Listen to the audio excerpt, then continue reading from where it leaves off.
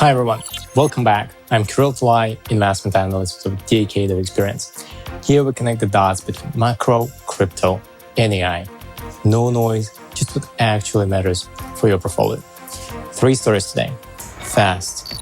The biggest wave of IPOs we have ever seen is about to hit market. We're talking about multiple trillions of dollars in valuation, and it starts in June with SpaceX, followed by 2 largest AI labs in the world, OpenAI and Anthropic. Second story, the question everyone is going to ask the moment they see these numbers, is this a bubble? And are we at the top of the cycle? We'll try to answer that. And third, I've decided to do an update on the recommendations we have been making on this channel. What is working and what is not. Quick disclaimer, nothing on this channel is financial advice. I'm sharing my views and analysis, but you always do your own research. This video was created in collaboration with the IT company Anderson. Okay, let's step back and look at where we are. We have been in the bull market since late 2022. That is 4 years now. And the single biggest driver of that entire move has been artificial intelligence. The chips, the data centers, the power, the infrastructure. Up to now, you could not really invest in the companies that actually built the frontier AI models. The biggest pure plays were all private. The AI labs such as OpenAI and Anthropic, plus XAI, the company behind Grok, the model available on the social media platform X. And XAI itself is now folded into SpaceX. So that is about to change. The companies at the heart of the AI story are coming public, and they're coming more or less at the same time. The first one out is SpaceX, and the timing is definitive. The company has filed its paperwork with the regulator. It will list on Nasdaq under the ticker SPCX, SpaceX. Pricing is set for June 11th, and the first day of trading is June 12th. So this is not a rumor, it is happening in days. The second is OpenAI. They have filed confidentially with the regulator, and rumors point to listing around September. The third is Anthropic, and this one is interesting. Earlier this year, the talk was that Anthropic would come to the market late 2026, possibly even 2027, but they have accelerated. They filed their documents on June 1st. It looks like the 2 big AI labs are now racing each other to get to the public market first, which means Anthropic could also list in September or October. Now, the valuations, because this is where it starts to feel surreal. SpaceX is targeting a valuation of around $1.75 trillion. There were rumors that Elon Musk was pushing for $2 trillion. The raise itself, the cash the company actually wants to take in, is up to $75 billion. To put that in perspective, the largest IPO in history so far was Saudi Aramco, the Saudi state oil company, which raised about $29 billion when it went public in 2019. SpaceX would raise more than double that, which would make it the biggest IPO ever by a wide margin. And Aramco listed at a valuation of around $1.7 trillion. So SpaceX at 175 to 2 trillion would also be the most valuable company ever to go public. OpenAI's IPO valuation is not official yet. What we know is that its last private round in March valued it at $852 billion. And the rumors are that the company is targeting north of $1 trillion when it lists. And Anthropic just raised $65 billion in private round at valuation of $965 billion. That means Anthropic is now valued above OpenAI, the company that has been the face of the AI revolution. And it seems Anthropic is targeting a valuation above $1 trillion for its own listing as well. So what are you actually buying with each of these companies? Let's start with SpaceX. The engine of SpaceX is Starlink, the satellite internet business. Starlink crossed 10.3 million subscribers as of March. It is around 60% of the company's revenue. and it makes money. The rockets and the satellites are a real profitable business. But here's the part that matters. The group as a whole reports a loss. For 2025, revenue was around $19 billion, and the net loss was around $5 billion. So, where does the loss come from if Starlink is profitable? It comes from artificial intelligence. SpaceX merged Elon Musk's AI company, XAI, into the structure. It now sits inside SpaceX as a division, and that AI unit is burning billions. So when you buy SpaceX, you're buying a profitable space and internet business with a very expensive AI bet bottled on top. Now to the two AI labs. The numbers we have on OpenAI are a little older than Anthropic's, just because they have not been updated as recently. In the first quarter of this year, it did about $6 billion in revenue, a run rate of about $25 billion on annualized basis. And it has very likely kept growing. But it is burning serious cash. The projection is an operating loss of around $14 billion this year, and OpenAI does not expect to break even until after 2030. Anthropic has fresh numbers because it just raised money in late May. By its own figures, its revenue run rate is approaching $50 billion a year, up from around $4 billion in the middle of 2025. Over the past year, it has roughly caught up with OpenAI on revenue, driven mostly by enterprise and coding rather than retail. It projects reaching profit a couple of years earlier relative to OpenAI. But here's the honest takeaway, and it matters for the next story. Both of these companies are scaling revenue at the pace we have basically never seen, and both are still deep in the red on the bottom line, burning cash to build. Neither is a profitable business today. So, trillions of dollars in valuations, but all of them are loss-making. When you see numbers like that, there is one question everybody asks. Is this a bubble? Let's deal with it head-on. When you see trillions here and trillions there in IPOs, your instinct says this is the top of a bubble.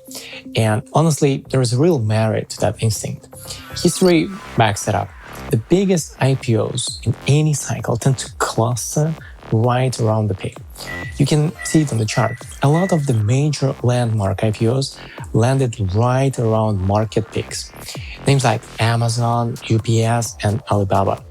The pattern repeats because it makes sense. The people selling a company to the public want to do it when valuations are high and they can raise the most cash.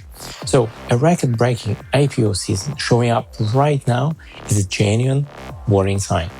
And I want to be clear, we're clearly late in this cycle. I have been saying that for a while. Cyclical leadership, central banks starting to talk about potential hikes, the ISM accelerating, parts of the market looking frothy. These are all late cycle signals, and they are real. But late cycle is a different statement from the top. It is easy to confuse the two. You can be late in a cycle and still have months and quarters of upside left.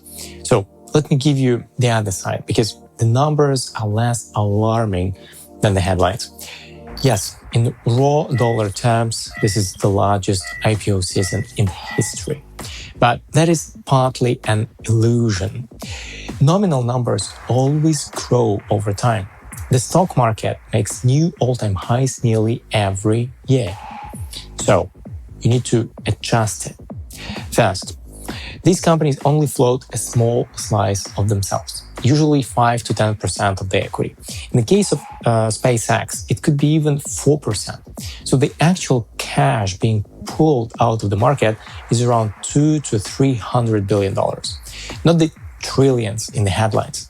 That figure may not even be the IPO wave we saw back in 2021.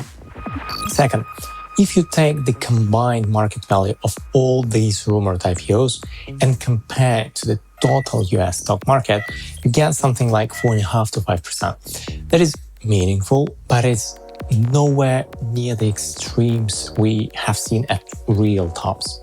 When you line these measures up against history, this looks more like 1999 than 2000, or more like 2020 than 2021.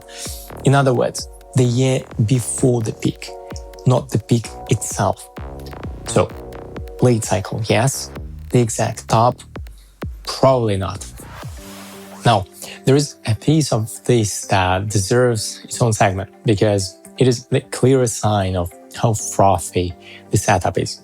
The exchange itself banned its rules to accommodate the SpaceX IPO. Normally, when a company goes public, it has to trade for a while, somewhere between 3 months and a year, before it can be added to a major index like the Nasdaq. That waiting period exists for a reason. It lets the open market figure out a fair price before the passive index funds are forced to buy it. Nasdaq just threw that out, allegedly because Elon Musk pushed for it. A new company can now join the Nasdaq 100 just 15 trading days after listing, as long as it's large enough.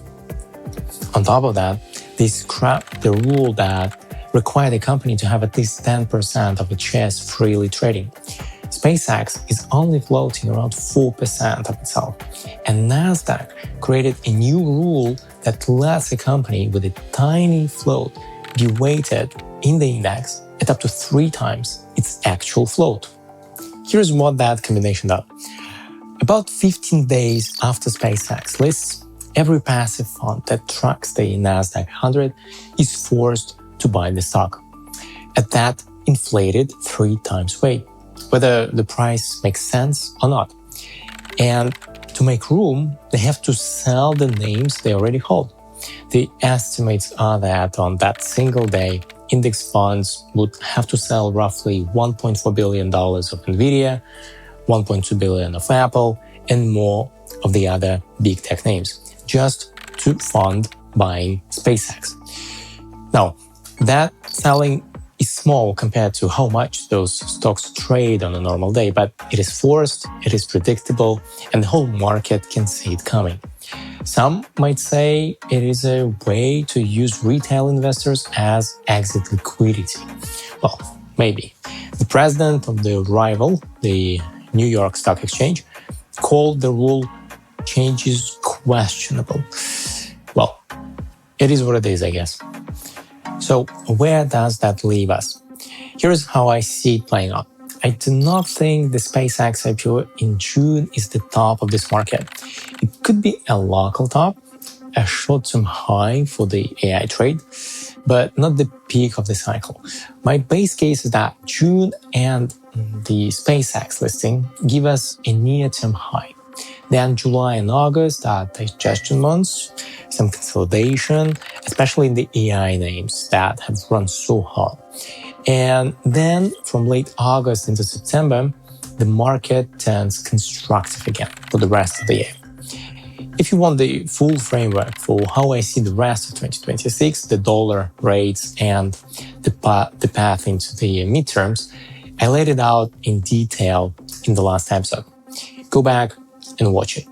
So that is the bubble question. The setup is a local high in June, a potential summer pause, and the real risk building into the autumn listings. Okay, now I want to talk about something a bit different. Over the past couple of months, I have made a lot of specific calls on this channel. The actual companies, real positions, not abstract macro calls. So I want to show you how they have actually done. I put them together as a simple scoreboard, equal weighted, as of June 2nd. So, as you can see from the table, some of these did extremely well and some less so. The ones that did not work are right there too, so there is no cherry picking. But if you had simply built an equal weight portfolio out of all of them, you would be up around 29% of the past couple of months. And in my work as an investment consultant, I have actually had client money in these same ideas. And those portfolios have done right in line with this scoreboard. The market has been strong. I will not pretend otherwise, but the point is that we acted, we spotted these opportunities and look at them. Despite all the geopolitical uncertainty hanging over the market, well, I will keep this scoreboard running, the winners and the laggards both, so you can judge the calls for yourself as we go. All right, that is the episode. The biggest IPO wave in history is here, starting with SpaceX on June 12th, and then the two big AI labs likely in the autumn. At first glance, the numbers look like a bubble, but when you size them properly, this looks fairly benign from a historical perspective. So the base case stays the same. A local high around SpaceX, a quieter summer, and the bigger risk waiting for the autumn listings. And the calls we have made along the way have held up well so far. All right, that's it, guys. If you got something out of this, hit subscribe and like, and I see you next week.